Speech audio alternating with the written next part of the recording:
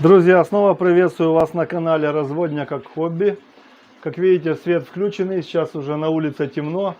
Я решил заснять для вас такое небольшое видео. Значит, смотрите, вот у нас есть тернеции. Это уже потомство от молодых. Первое нормальное потомство. Как вы помните, мы 3 раза их нерестили, разных цветов.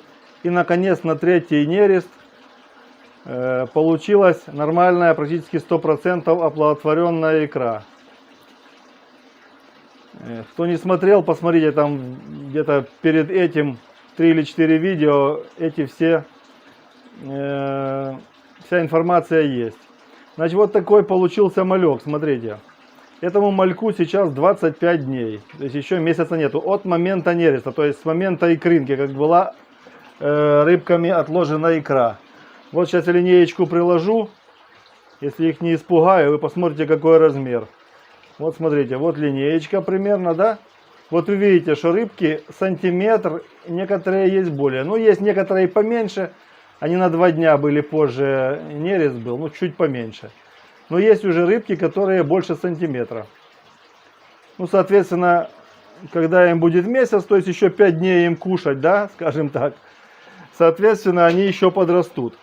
И сейчас мы этих рыбок будем перемещать в больший объем, потому что в этом нерестовике, в котором всего лишь 15 литров, а налит он еще примерно литров, наверное, всего лишь на 10, находится, я думаю, больше 500 штук.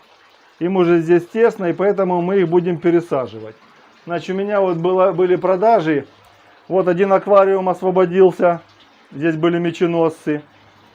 И вот аквариум с тернециями, который был, то же самое освободился. И мы сейчас, наверное, скорее всего, в этот в больший, вот в этот вот, и будем их пересаживать. Еще что хотел сказать. Значит, эти рыбки с момента того, как они поплыли, ели только живую артемию. Кормил я их и сейчас кормлю 2 раза в день. Утром в 7 утра и вечером в 7 утра, в 7 вечера. Вот они такие у нас красавцы получились. Здесь есть несколько гупиков еще плавает, я подбрасывал к этим малечкам. Ну, они нормально себя чувствуют. Сейчас я их пересажу в отдельную емкость, и мы их в тот аквариум в больший выльем. Думаю, что если рыбок кормить обильнее, то есть 3-4 раза в день, да, то они будут намного побольше. Ну что, нерестовика уже нету. Смотрите, какая компания у нас получилась. Убрал немного, чтобы лампа не отсвечивала. Ну, как вам количество? Вот это все количество находилось в 10 литрах воды. 25 дней. Вот видите, рыбки есть побольше. Есть немного поменьше. Ну, в основном сиреневая, она побольше. И красные такие побольше. А желтые, зеленые чуть поменьше.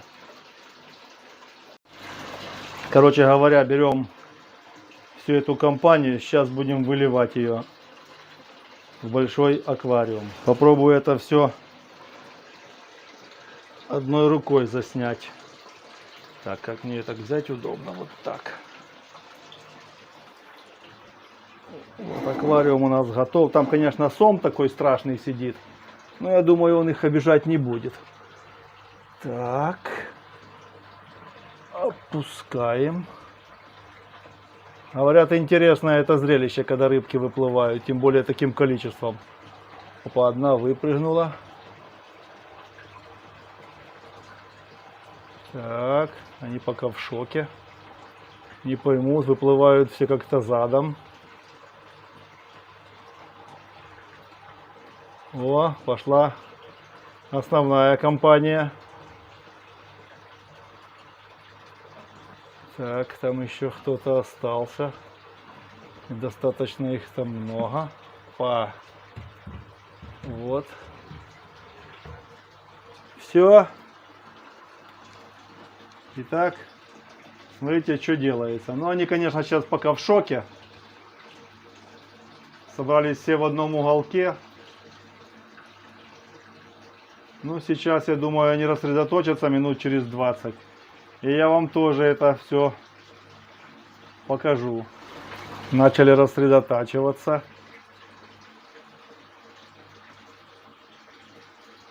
Вон, смотрите, вдалеке уже обследуют этого большого анциструса. Вон, кто-то уже ему даже на рот залез. Вернее, возле рта находится. Но они травоядные рыбки, я думаю, они трогать не будут. Даже то, что он большой, он где-то сантиметров 15. Но будут уживаться в этом большом объеме. Так, прошло полчаса. Можно видеть, малек уже начал потихоньку осваиваться. Уже разбрелся по всему аквариуму. Некоторые вот там стали... У меня вот такой там слив организованный. Вот. Для того, чтобы малька туда не засасывала, я вот так его взял и отгородил такой мочалкой, вот этой кухонной обычной, да? Ну, которую я использую, вот, например, вот здесь вот в нерестовиках, там, для живородки бросаю. И так само я там слив обделал. И уже малька, видите, напор воды туда засасывает, ну, слив идет, но малька не засасывает. И сейчас мы этому малечку дадим покушать. А давать ему будем, конечно же, его любимый корм, живую артемию.